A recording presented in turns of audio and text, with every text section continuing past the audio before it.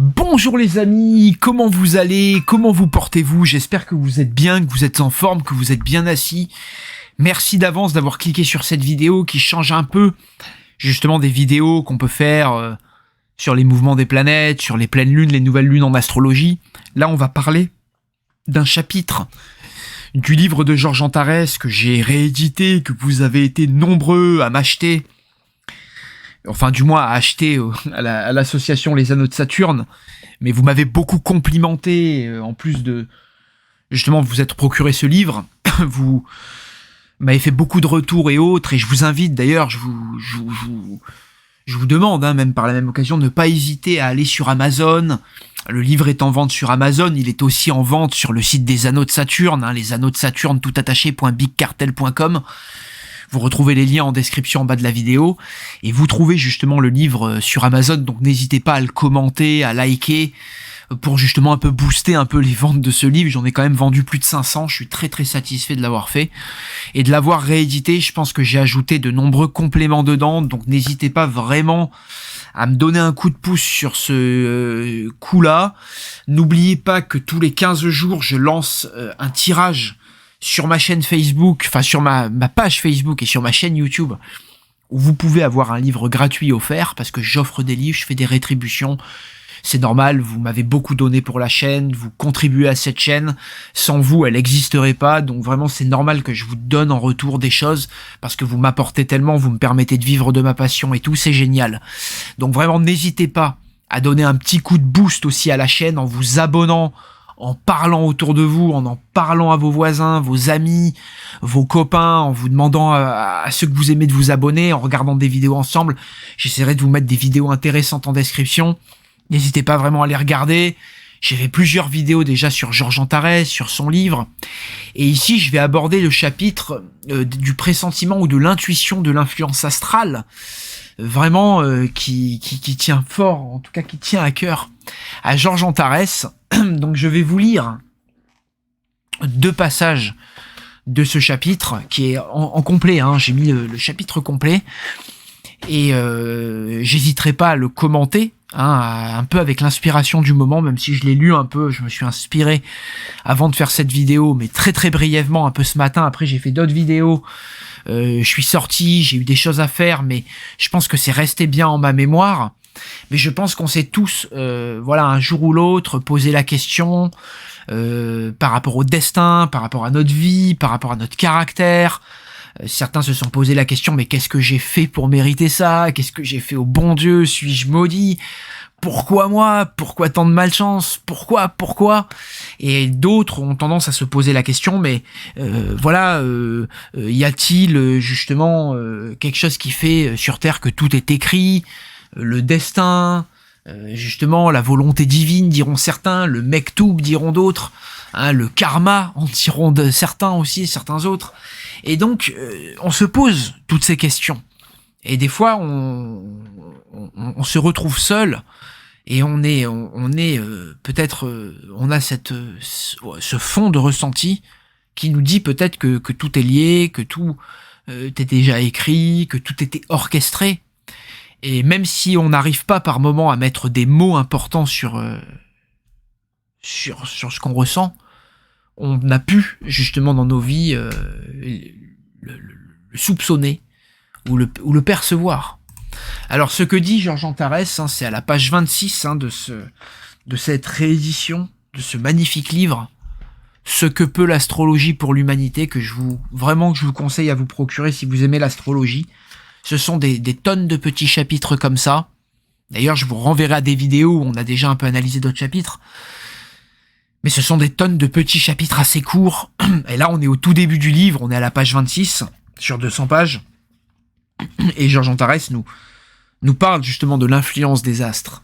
Il nous demande, dès le début de ce livre, en nous informant aussi qu'il y a quelque chose de très singulier avec justement ces astres qu'on regarde dans le ciel. Alors voilà ce qu'il dit. L'influence des astres est peut-être difficilement explicable, et il est même possible qu'elle dépasse notre entendement. Mais cependant, beaucoup d'entre nous en ont eu l'intuition.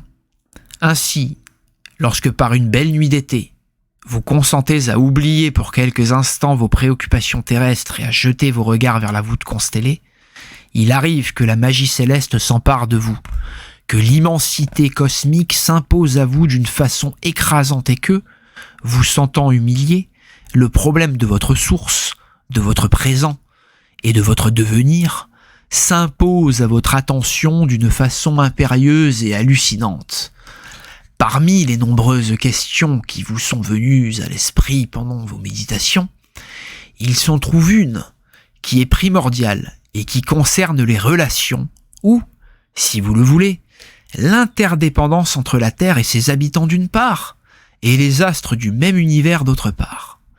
Émerveillé devant la perfection de la divine mécanique, vous vous êtes demandé quel était le but de tout cela et surtout, en quoi cela pouvait être utile aux humains. Vous n'avez jamais songé à contester la nécessité de l'existence du Soleil, sachant qu'il est pour nous la source de vie, de lumière et de chaleur. Vous avez admis que la Lune était utile comme dispensatrice de lumière pendant les nuits, quoique si son rôle se limitait à cette seule fonction, l'on pourrait facilement s'en passer. Quant aux planètes et aux étoiles, vous vous êtes dit que leurs effets dans le ciel étaient très décoratifs, et ce disant, vous avez exprimé l'opinion prosaïque du commun des mortels. Comme notion secondaire, vous savez que l'existence des astres occupe l'attention des gens sérieux, qui, armés de télescopes, de spectroscopes et autres instruments de précision, se plaisent à observer, analyser, cataloguer et peser tout ce qui se trouve à la portée visuelle de l'univers. De gens sérieux, pas des gens sérieux. Si toutefois, vous vous laissez momentanément emporter par une vague d'idéalisme, ces notions purement matérielles, ces conceptions par trop simplistes, ne vous satisfont pas. Et une voix intérieure vous dit qu'il doit y avoir dans tout cela autre chose, une explication plus plausible de tous ces phénomènes célestes que les astres doivent être pour nous, mieux que des vagues luminions, et vous avez eu la secrète intuition des influences cosmiques. Cet état d'esprit s'est traduit par la question que vous vous êtes tous posée. Suis-je né sous une bonne étoile ? Pour beaucoup de gens, cette notion instinctive, cette vague conscience des fils mystérieux qui les rattachent au ciel, qui ne trouvent d'écho que dans leur être intime, et qu'ils n'ont garde d'extérioriser, ne résout pas le problème de la destinée, car, subissant l'emprise de leur éducation rationaliste moderne, ils lui imposent immédiatement silence avec le sentiment humiliant d'avoir permis l'accès à quelques superstitions. La formation matérialiste moderne défend d'admettre l'influence des astres. Elle nous fait croire, dur comme fer, que cette conception est une absurdité, une hérésie du passé, une hypothèse invraisemblable à rejeter comme étant incompatible avec les progrès de notre ère. Alors on marque une petite pause, et c'est vrai que on va essayer un peu de commenter ce petit chapitre très abstrait quelque part, très profond. Et qu'est-ce qu'il nous dit ce chapitre? Alors en filigrane, on n'est pas là pour tout analyser et parler au nom d'Antares, on est là pour parler en notre nom propre, pardon. Et c'est vrai que on a tous, comme je l'ai dit en intro, eu l'intuition que quelque chose nous dépassait dans cette vie, que des choses arrivaient aux dépens de notre volonté, qu'on pouvait pas justement tout gérer, qu'on n'était pas complètement maître de notre destin. Et c'est vrai que souvent, vous verrez que quand vous regardez les étoiles, ça j'ai remarqué que quand vous êtes plongé quand même dans la voûte céleste, et qu'il m'arrive moi beaucoup de les regarder, il m'arrive souvent de penser à une personne, à un passé, une situation future, à quelque chose, et souvent je mets en relation tout ça. Et bien évidemment, moi-même qui suis astrologue, j'ai scruté le ciel de naissance des individus, le ciel au moment où ces mêmes individus me consultaient, je me suis réalisé qu'ils étaient dans des ambiances astrales particulières, souvent négatives, c'est ce qui les amenait à me consulter, à se poser des questions, Pas toujours, hein, mais dans la grande majorité des cas, ils ne venaient pas de gagner au loto, même dans l'entière majorité des cas, et ils se posaient des questions. Et ils avaient envie d'en savoir plus sur leur vie, de mieux comprendre leurs défauts, leurs qualités, les domaines de vie qui étaient favorables pour eux, les domaines de vie qu'ils devaient éviter, les personnes, le type de personnalité avec qui ils s'associeraient au mieux, et vice-versa, les périodes les plus propices, les plus chanceuses. Et c'est vrai qu'en observant les mouvements du ciel, j'ai été émerveillé moi-même devant la perfection de cette divine mécanique, comme dit Antares. On voit qu'il y a quand même quelque chose d'une forme d'intelligence dans la création, dans l'univers, dans le mouvement des planètes, des cieux. Les planètes passent les unes après les autres, par exemple sur un même point, pour faire travailler un individu sur ses défauts. Ou à la naissance, il y a une disposition qui revient durant l'existence, qui revient frapper l'individu pour lui faire prendre conscience d'un défaut, d'une situation, d'un schéma, pour lui faire passer un cycle d'évolution. Souvent on entend les gens nous rironner quand on évoque l'influence des astres, des planètes, sur la vie des hommes.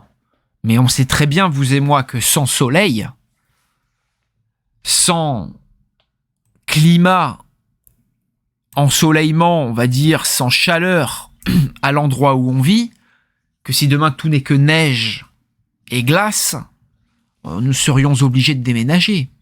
Nous ne pourrions plus nous loger et cultiver, vivre correctement. Donc, l'importance du soleil est primordiale. Il nous illumine, il nous fait vivre, il permet justement à nos récoltes d'arriver à terme, etc., aux plantes de pousser, et tout un tas d'autres choses sur le plan biologique. En plus du climatique. Donc on connaît l'influence du soleil sur l'astral.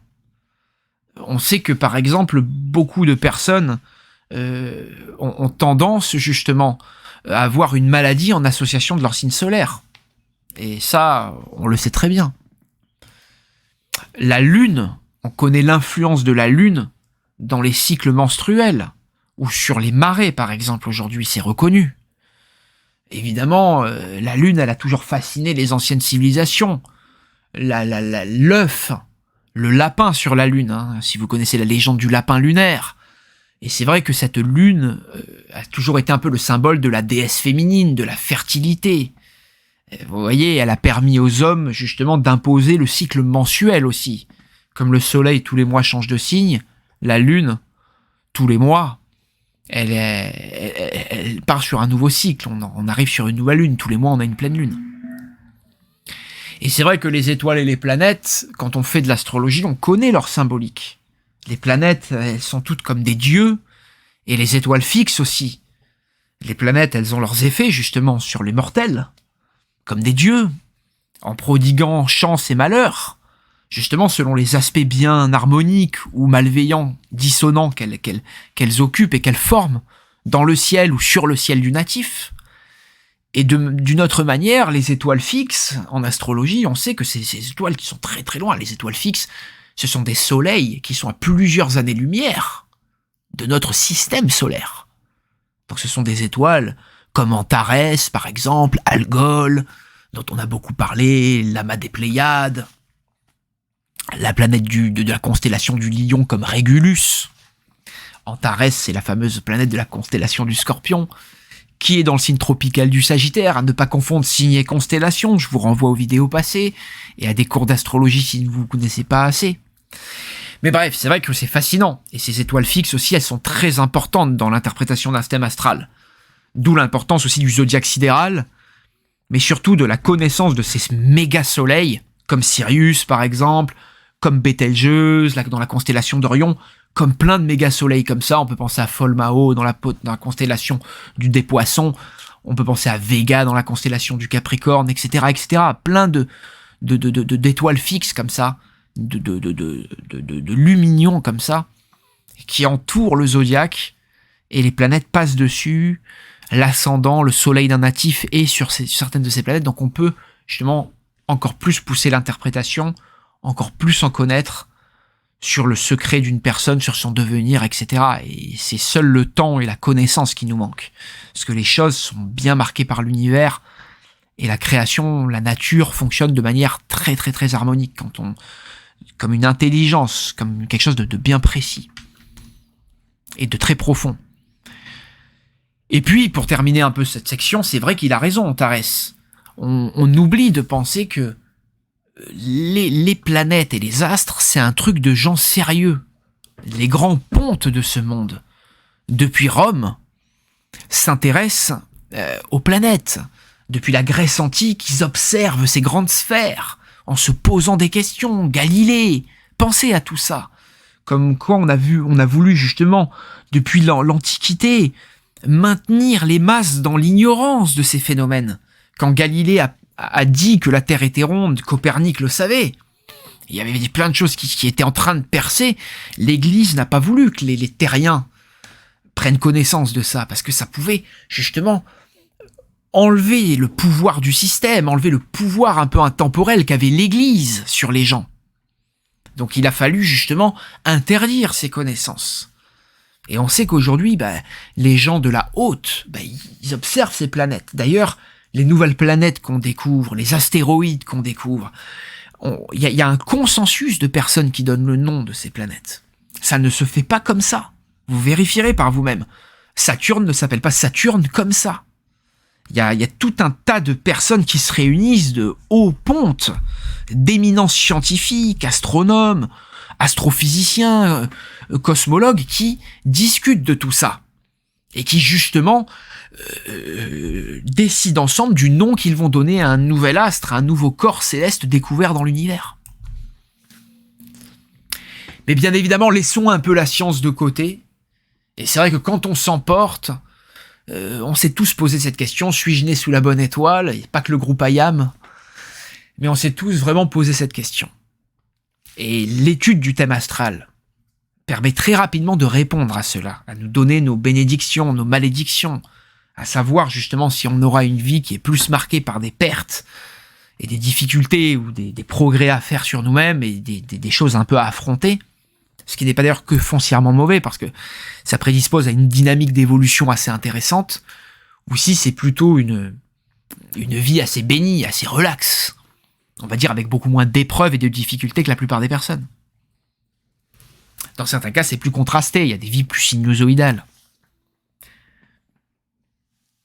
Et évidemment, le manque justement de connaître cette science astrologique, comment fonctionne l'étude d'un thème astral, l'étude du devenir d'une personne en fonction du mouvement des planètes tout au long de son existence, fait que la plupart des gens n'arrivent pas à pointer du doigt, à mettre des mots sur ce qui leur arrive, sur ce qu'ils sont, sur ce qu'ils ont ou sur ce qu'ils n'ont pas.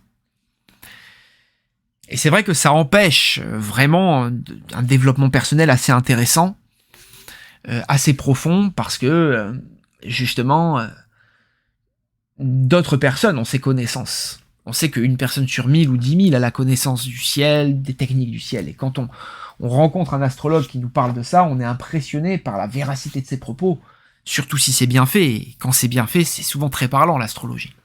C'est pour ça que je vous invite, si vous êtes vraiment un lambda, si vraiment vous découvrez l'astrologie avec cette chaîne, à vous abonner à la chaîne, bien évidemment à en parler, et à vous procurer ce livre, qui est un peu le livre un peu bateau de la maison d'édition. C'est un vieux livre réédité, mais qui est très, très bien parce qu'il enchaîne les sujets au niveau de l'astrologie et il nous parle justement très simplement de plein de sujets pour nous montrer tous les domaines d'application concrets de l'astrologie et que peut faire un astrologue. Vraiment, on en a fait des retours fabuleux. Vous savez, même le maire de Cannes, à l'époque où je l'ai sorti, je crois que j'ai sorti le livre, je sais que j'ai sorti le livre au printemps 2022, j'ai pas exactement la date, mais j'ai fait le dépôt légal vers mars 2022 et le livre est arrivé chez vous vers mai 2022. J'ai dû l'envoyer à tous ceux qui avaient précommandé et qui ont été super sympas. Et même le maire de Cannes m'avait dit, j'ai bien reçu le livre, vraiment je l'ai parcouru rapidement, j'ai pu constater la manière pédagogique et structurée avec laquelle l'auteur définit et présente le vaste thème qu'est l'astrologie. Il m'a bien remercié d'alimenter sa réflexion sur un sujet qui mêle à la fois la science et l'art pour étudier les rapports entre l'homme et l'univers. Donc vraiment, je vous invite à vous tourner vers ce bouquin, à l'apprécier. Merci d'avance de votre audience. Je vous renvoie vers des vidéos un peu qui pourront vous intéresser. Merci encore de de partager cette chaîne, de partager cette vidéo, d'avoir passé ce moment avec moi et Georges Antares. Je vous remercie d'avance vraiment de me faire un retour dans les commentaires. Si vous avez lu le livre, est-ce que il vous a plu? Voilà, faites-moi votre retour et n'hésitez pas vraiment à le commenter, à le liker, et surtout si vous pouvez aller sur le site d'Amazon et en mettre un commentaire positif, surtout si vous avez acheté le livre, c'est très sympa de votre part. Voilà, je vous mets les liens en description. Portez-vous bien, prenez soin de vous, à très vite, à très bientôt. Je vous adore et merci pour toute votre aide. Commentez, likez, abonnez. C'est super sympa. On se retrouve très bientôt pour de nouvelles aventures et de nouvelles vidéos. Allez, à très vite.